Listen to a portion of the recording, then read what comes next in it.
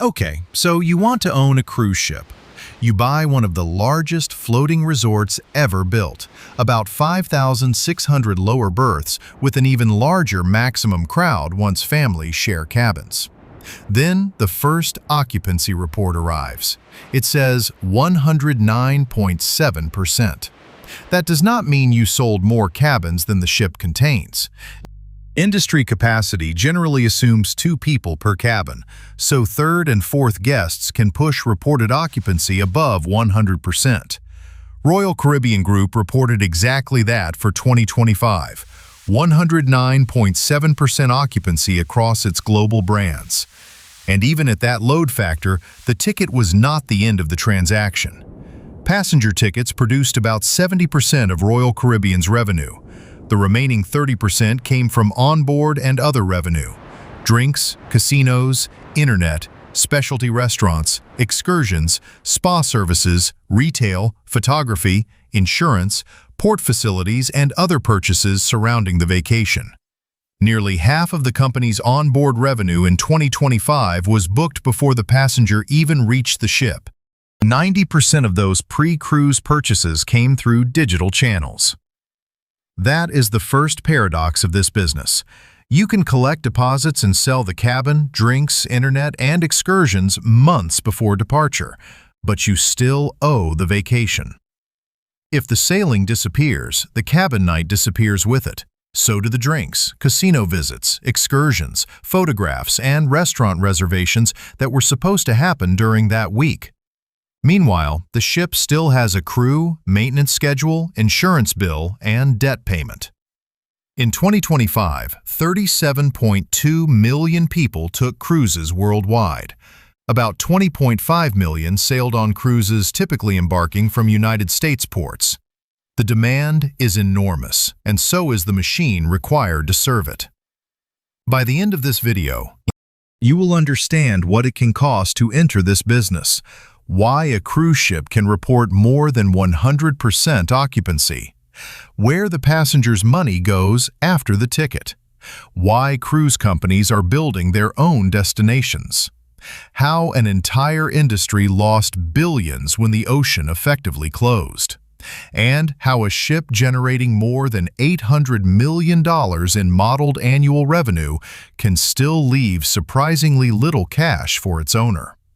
Because you are not really buying transportation between ports, you are buying a calendar of passenger days. And every day on that calendar expires whether you sell it or not. Before you buy a ship, decide which cruise business you mean. The first version is the boutique or expedition ship.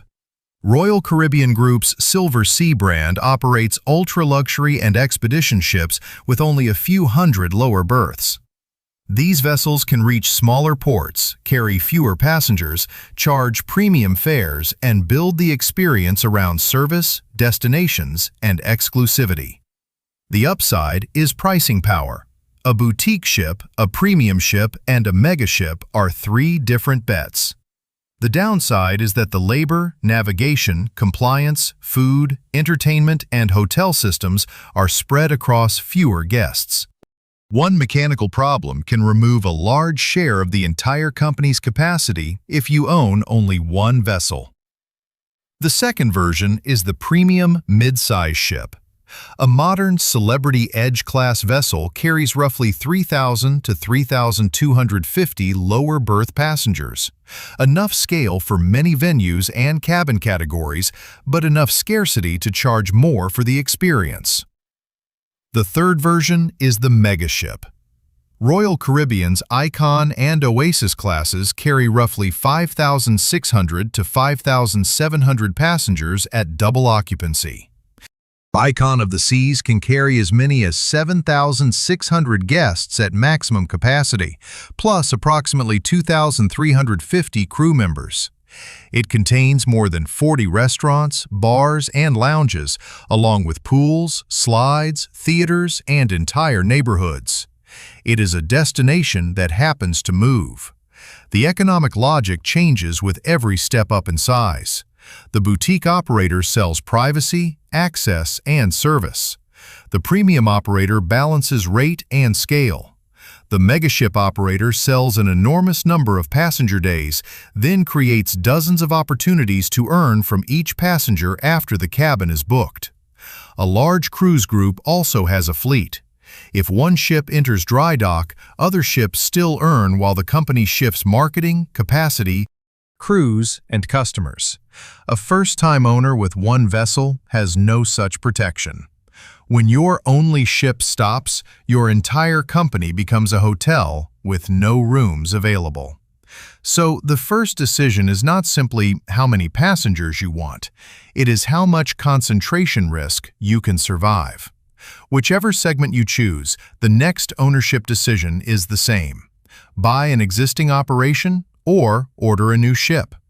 For the rest of this episode, we will follow the Megaship path because that is where debt, operating leverage, and the difference between owning one vessel and owning an entire cruise platform become impossible to ignore. There are two obvious ways to enter cruise ship ownership. Buy something that already exists or order something new. The used route can look dramatically cheaper. In 2021, Royal Caribbean agreed to sell the entire Azamara brand for $201 million. The transaction included 3 ships and the associated intellectual property. Do not divide that number by 3 and call it the normal price of a cruise ship. The sale happened during the pandemic, included an operating brand rather than only steel, and reflected circumstances that were anything but normal. But it demonstrates that a buyer can enter by acquiring an established brand and an older operating fleet instead of commissioning a new vessel. You buy speed and inherit age. The shipyard builds the debt before it builds the vacation. Older ships can require more maintenance, carry fewer revenue-producing features, consume more fuel per guest, and compete against new vessels that command higher prices simply because customers want the newest product. The new build route solves part of that problem by creating a ship around your exact strategy. It also creates a financial commitment measured in billions. Royal Caribbean disclosed financing for a future Icon-class ship covering approximately 80% of the contract price, with a maximum loan amount of roughly $2.4 billion at the year-end 2025 exchange rate. That financing ceiling implies a contract price in the neighborhood of $3 billion. The loan covers the ship, not the whole launch. Construction deposits, crew recruitment, training, marketing, entertainment, technology, insurance, terminal access, and working capital remain. A megaship may also require a port to deepen channels, expand terminals, or build infrastructure capable of processing thousands of guests and their luggage within a few hours. The ship must be sold years before it exists. Royal Caribbean says cruises are generally available for sale at least 1 year in advance and often more than 2 years before sailing. At the same time, the shipyard is building a highly specialized asset in euros, while the cruise company may earn much of its revenue in dollars. Current rates, delivery dates, and customer tastes can move. The steel cannot. Export credit financing makes these projects possible. Royal Caribbean reported committed arrangements covering around 80% of the cost of 5 ocean ships on order, backed by sovereign financing guarantees. The loans can amortize over 12 years, while the ship may be depreciated over 30 to 35 years with an assumed residual value. The accounting life may be 3 decades. The debt demands cash much faster. You are not waiting 30 years to prove the ship works. The lender begins finding out almost immediately. Once the ship is built, the most important unit is not the cabin. It is the available passenger cruise day. Cruise companies calculate capacity by multiplying lower berths by the number of cruise days available for sale. Take a ship with 5,600 lower berths operating for 360 days. That creates 2,016,000 available passenger cruise days. Each one is perishable. An empty cabin from last week cannot be sold next month. The inventory disappears permanently. This makes cruise pricing look more like an airline than an apartment building. The operator opens sailings months or years in advance, collects a deposit, watches booking pace, adjusts prices, changes promotions, protects premium cabins, and tries to maximize revenue without reaching departure day with empty rooms. The deposit is useful cash, but it is also an obligation. Royal Caribbean generally requires an upfront deposit and the remaining balance before sailing. At the end of 2025, its reported customer deposit balance included $3.1 billion of contract liabilities. Every unsold passenger day expires when the ship leaves. Customers help fund the operating cycle, but the money is not free financing. Until the voyage is delivered under the applicable terms, the company may still owe the customer a cruise, a credit, or a refund. Now look again at occupancy above 100%. The first two passengers in a cabin monetize the lower berths. The third and fourth passengers increase passenger cruise days without requiring another cabin. They add food, port, and service costs, but the room already exists. That can make the extra passenger economically attractive, especially when the family also buys drinks, internet, excursions, photographs, and specialty dining. This is why the operator does not only ask, "How many cabins did we sell?" The better questions are, when the cabins sold, at what price, how many people shared them, what each guest bought, and how many selling days the ship lost. A full ship is a starting point. Yield per passenger day decides what that fullness is worth. Cruise economics are often explained with an attractive slogan: "The ticket gets passengers on board, and everything else makes the money." That is memorable. It is also too simple. At Royal Caribbean in 2025, passenger tickets generated $12.5 billion, or 69.8% of total revenue. The ticket is the largest revenue stream, not a meaningless cover charge. It pays for the cabin, included meals, entertainment, and the basic vacation promise. If ticket pricing collapses, the onboard bars cannot rescue the entire ship by themselves. But the remaining 30.2% matters enormously because the ship's physical capacity is already fixed. Once the vessel and itinerary exist, the operator tries to increase the value of each passenger day with additional purchases. The list includes beverages, casinos, Wi-Fi, specialty dining, excursions, spas, retail, photography, art, insurance, land packages, and certain port facility fees. Some of these activities are operated directly. Others are run by concessionaires that bear much of the direct cost and pay the cruise company a percentage of revenue or a fee. That structure can turn a small piece of deck space into a relatively capital-light income stream. The cruise line also starts selling before embarkation. In 2025, nearly half of Royal Caribbean's onboard revenue was booked before the cruise, and 90% of those pre-cruise purchases were made digitally. A passenger may buy the cabin, drinks, excursion, and internet in separate transactions months before summer departure. The vacation is monetized in layers. This also gives the operator data. It can see which guests buy which packages, which sailings convert, where prices reduce participation, and which products should be promoted before the passenger is surrounded by competing activities on board. The ticket fills the capacity. The packages increase yield. The data helps sell the next package earlier. The ticket is about 70% of revenue. The next 30% changes the yield. So the real product is not the cabin alone. It is the passenger day and every optional transaction that can be attached to it. A land-based resort competes with everything around it. The guest can walk to another restaurant, buy drinks at a store, use a different spa, visit an independent casino, or book an outside tour. A passenger still has choices, especially in port, but during a sea day, the practical marketplace is the ship. That makes layout a financial decision. Where does the passenger walk after dinner? What sits between the theater and the cabin? Can a free buffet guest be converted into a specialty dining guest tomorrow? Does the app surface a spa appointment during an empty time slot? Does the casino attract passengers after the show ends? Can the drink package be sold before the customer starts comparing every cocktail price individually? The vessel is designed to manage flow as much as movement. A megaship can.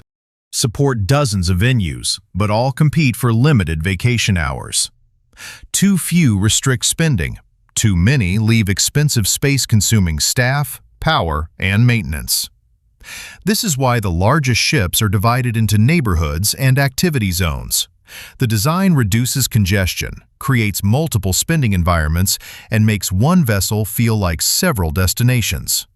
There is another advantage. The operator can bundle products differently for different customers. One guest buys the lowest inside cabin and spends heavily on drinks, gaming, and excursions. Another books an expensive suite with more services included and spends less afterward. A family fills third and fourth berths and buys photographs, internet, and attractions. A premium traveler pays more upfront for dining, beverages, gratuities, and access bundled into the fare. These customers can produce similar revenue through different paths, which makes headline ticket price an incomplete measure. The owner watches total revenue per available passenger cruise day.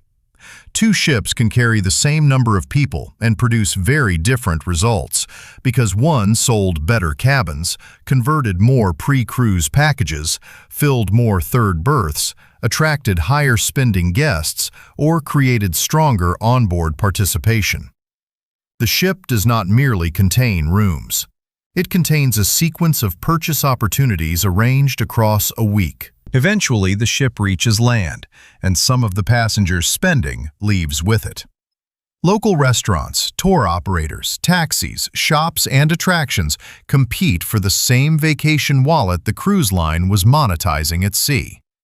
The cruise company can sell excursions and earn a share, but an ordinary port still belongs to someone else. So the largest operators are extending the business beyond the gangway. Royal Caribbean operates private destinations and is expanding its portfolio through its Perfect Day and Royal Beach Club collections. Carnival also invests in port destinations and exclusive islands. The strategic logic is straightforward. The ship creates the audience.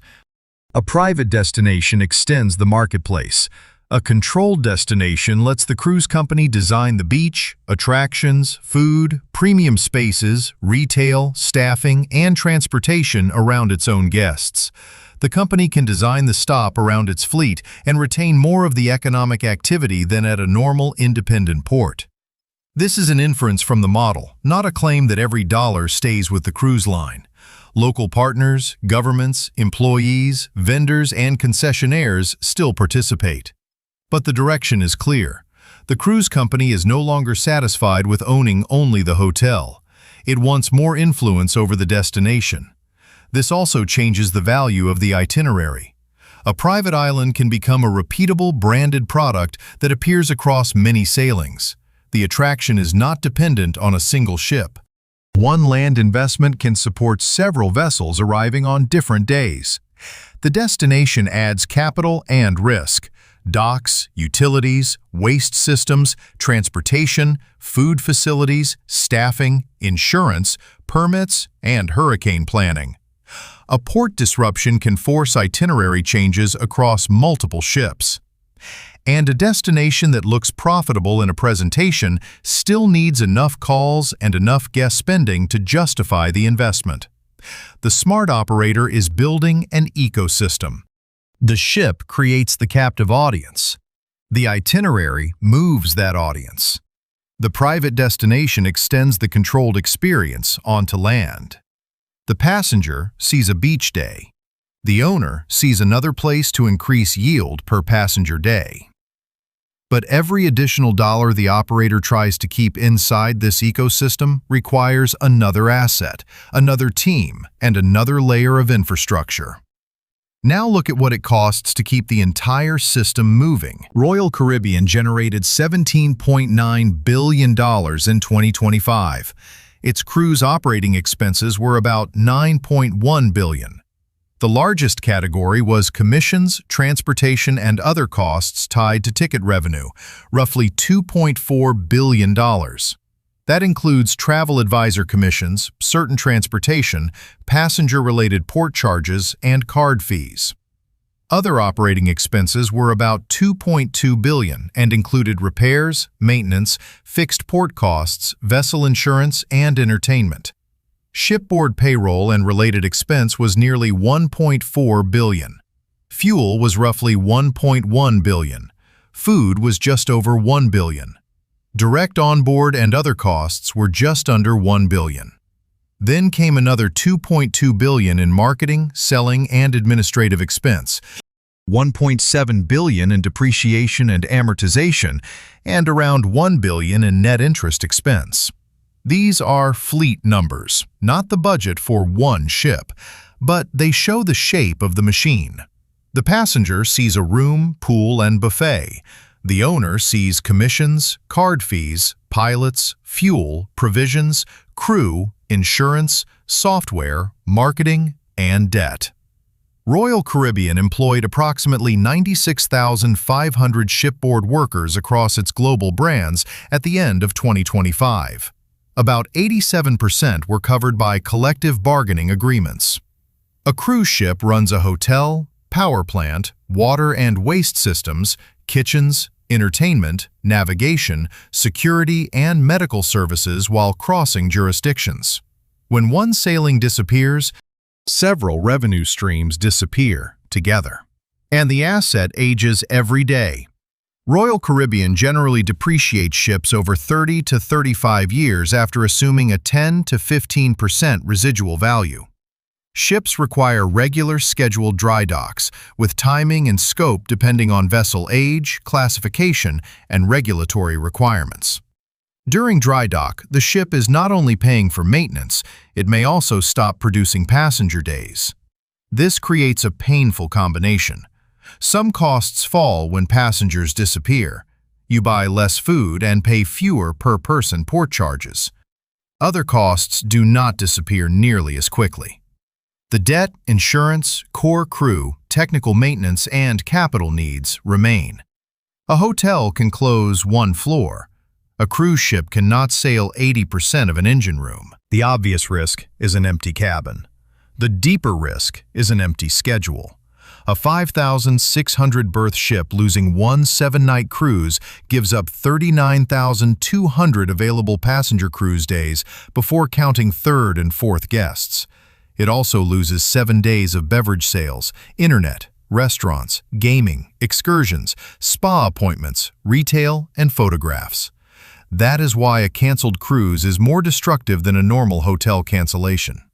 Several revenue streams vanish together, while the ship remains exposed to systems outside your control. Ports can close. Weather can change an itinerary. Geopolitical conflict can remove a region. Illness can damage demand. A mechanical failure can create refunds, repairs, and reputational harm at the same time. U.S. coastwise law adds another constraint. For many foreign-flagged itineraries involving United States ports, the Passenger Vessel Services Act limits where passengers may embark and disembark and can shape which foreign calls the route must include. The exact rule depends on the itinerary. The foreign stop is not merely a marketing choice. The largest operators have specialists handling these rules and enough vessels to redeploy capacity. A small owner has the same ocean with less redundancy. Age makes the problem worse. A used ship may appear cheap because much of its original construction cost has already been absorbed by someone else. But the ship competes against new hardware with better fuel efficiency, larger premium areas, more balconies, stronger entertainment, and higher customer curiosity. Royal Caribbean explicitly says newer vessels tend to generate yield premiums and operating efficiencies, so the older owner can face a trap. Lower the fare to fill the ship, then discover that the lower ticket attracts a customer who also spends less on board, while maintenance keeps rising. Or spend heavily renovating and hope passengers reward improvements they cannot see in a thumbnail. The acquisition price is only the first check. The true cost is keeping the ship desirable, certified, and deployed for decades. A ship without a sailing is not inventory waiting on a shelf. It is an operating bill with a hull. The cruise industry's structural risk became visible in 2020. Much of the global cruise industry suspended guest operations as ports closed and governments restricted travel. The ships still existed. The demand could not reach them. Royal Caribbean reported a net loss of approximately $5.8 billion in 2020. It lost another $5.3 billion in 2021, and another $2.2 billion in 2022 while operations were still rebuilding. Across those 3 years, the cumulative net loss exceeded $13 billion. A ship creates capacity. A cruise platform keeps that capacity moving. Occupancy across the group was only 49.3% in 2021 and 85.1% in 2022, compared with more than 100% in later normal years. This was not a normal recession. The product itself was interrupted. Cruise companies borrowed, refinanced, sold assets, issued equity, delayed projects, and negotiated with lenders simply to bridge the period until ships could sail again. The episode also revealed both sides of deposits. Normally, cash arrives before the voyage and improves the operating cycle. During a mass cancellation, that same balance becomes a wave of refunds, future cruise credits, and obligations attached to a product that cannot be delivered on schedule. It also revealed the danger of specialized assets. Aircraft and hotels also remain expensive when idle, but a cruise ship has exceptionally few alternative uses capable of supporting its operating and financing burden when cruise demand disappears. The pandemic was an extreme event, not a normal assumption for an ownership model, but it clarified what the owner actually owns, not a steel asset that creates value by existing. A steel asset that creates value only when ports, crews, guests, regulators, travel systems, and public confidence all align around the same sailing date. Now compare that collapse with 2025. Royal Caribbean carried about 9.4 million passengers across its global brands. It produced nearly 58.5 million passenger cruise days. Occupancy reached 109.7%. Revenue reached $17.9 billion. Net income reached $4.3 billion. Operating cash flow reached $6.5 billion. By early 2026, approximately 2/3 of its 2026 capacity was already booked at record rates. The recovery came from more than occupancy. New ships, pricing, onboard participation, digital pre-cruise sales, and private destinations. New hardware helped raise capacity and yield. Nearly half of onboard revenue was sold before sailing. The destination portfolio extended the product beyond the ship. The public company also had something the single ship owner does not have: scale. A global reservation platform, multiple brands, a large fleet, travel advisor relationships, customer data, export credit financing, capital market access, and destination investments. The ability to spread marketing, administration, and disruption across many vessels. This is why buying a ship and owning a cruise platform are not the same thing. The ship creates capacity. The platform fills it, prices it, cross-sells it, redeploys it, and finances the next one. The strongest operator is not simply best at running hotels at sea. It is best at converting a multi-year booking window into a repeating stream of deposits, passenger days, onboard purchases, and future demand. The fleet is the physical product. The platform is what keeps the fleet moving. Now, remove that diversification. Remove the ability to spread disruption across dozens of vessels, brands, and itineraries. Put the financing and operating leverage onto one newly delivered ship. This is what the risk looks like from the perspective of a single owner. Now Model 1, Future Megaship. These numbers are illustrative, not icon of the seas economics, a Royal Caribbean forecast, or an industry average. We are combining public fleet-level ratios with simplified assumptions for one hypothetical ship, so its real economics could be materially different. Assume the ship has an implied contract price approaching $3 billion based on the disclosed financing ceiling for a future Icon-class vessel. Assume 80% debt financing, or $2.4 billion. Assume a simplified first-year debt service schedule. Equal principal over 12 years and an illustrative 4.25% interest rate. Assume 5,600 lower berths. First, the strong year. The ship operates 360 revenue days, creating 2,016,000 available passenger cruise days. Assume total revenue of $410 per available passenger cruise day. That is above Royal Caribbean's 2025 consolidated average of roughly $336, reflecting the premium a successful new ship would need to justify its cost. Modeled revenue is about $827 million.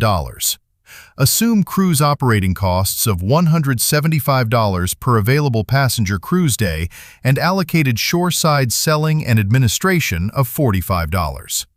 That leaves about $383 million before ship financing, taxes, and capital reserve. That is the first cash flow layer. Illustrative first-year interest is approximately $102 million. Set aside $60 million for major maintenance, refurbishment, and long-term capital needs. After interest and reserve, about $221 million remains before principal repayment.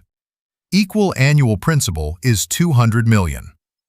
After that financing cash outflow, the modeled owner cash remaining before tax is approximately $21 million. The ship may be profitable while scheduled financing leaves very little cash for the owner. Principal repayment is not an operating expense. It reduces debt and builds equity in the vessel. But it still leaves the cash account. Now run the weak year. The ship loses 30 operating days to a heavier dry dock and disruption, leaving 330 revenue days and 1,848,000 available passenger cruise days. The ticket fills the cabin. The schedule services the debt. Lower demand and weaker onboard conversion reduce total revenue to $310 per available passenger cruise day. Revenue falls to approximately $573 million. Cruise operating cost rises slightly to $180 per available passenger cruise day because fixed ship costs are spread across weaker economics. Shoreside allocation remains $45. That leaves about $157 million before financing and reserve. The debt does not care that the passengers spent less. After the same simplified first-year interest and $60 million reserve, the model is already slightly negative before principal repayment. After the same $200 million principal payment, modeled owner cash is negative by approximately $205 million before tax. Same ship, same pools, same cabins, same debt. A difference in selling days and revenue per passenger day moves the owner from a small positive cash result to a whole exceeding $200 million. That is the operating leverage hidden inside the vacation. A megaship can be a magnificent revenue engine. It can also be a leveraged calendar where a few weak assumptions compound across millions of passenger days. So, what did you actually buy? Not transportation, because distance is not the main product. Not merely a hotel, because the asset crosses borders and loses a week of secondary sales when one departure disappears. Not simply a theme park, because it must move, feed, and house every guest. You bought a finite number of passenger days attached to a highly leveraged floating resort. The ticket fills the cabin. The ship monetizes the week. The itinerary extends the marketplace, and the schedule services the debt. Passengers watch the horizon. You watch booking curves, revenue per passenger day, onboard conversion, fuel, dry dock days, deposits, port access, and the next payment. The real business is keeping the entire vacation ecosystem aligned around a date on the calendar. Every empty cabin expires. Every canceled day removes several revenue streams at once. And every debt payment arrives whether the ocean cooperates or not. You thought you were buying a ship. What you actually bought was a leveraged calendar. And every empty day still owes money.